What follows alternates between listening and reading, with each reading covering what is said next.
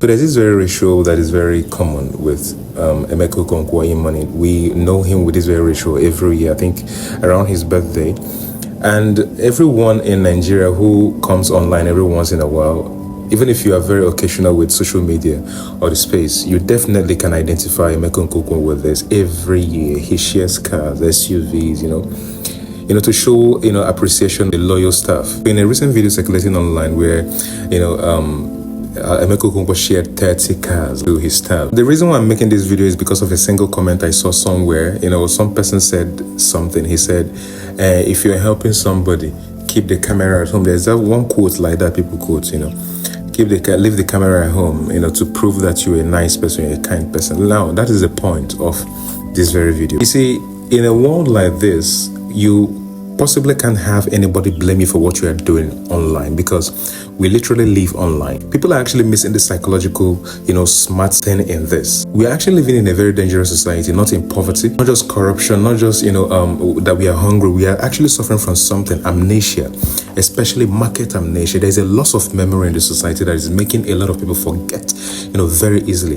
Gratitude exists in Nigeria, especially among the Igbos, but when it comes to memory, it is very fragile. The world of today, man can actually help tens of thousands of people, and one single rumor can actually erase him. A businessman can build opportunities for years, and one single controversy rewrites that very story around his name, because there's no structured memory there. There's no structured memory you can actually trace back to. No record, no continuity, only noise. And in a world where reputations are actually written very fast overnight, smart people not only build wealth, they have to protect the future, and that's exactly what Imani is doing. They have to build witnesses as well. Every card actually given out is mostly out of generosity, but it's also memory. He's creating living testimonies. People who can actually say, I worked here, I was helped, I was part of the whole thing. There is what we call uncertainties of life, because when that uncertainty comes with tomorrow, how you prepared for it is how you're going to handle it. Because when it comes, when narratives try to change itself, history will definitely speak for you, and that's how it's going to speak for Imani. When it comes to the side when people are going to say, and we used to know him with that will,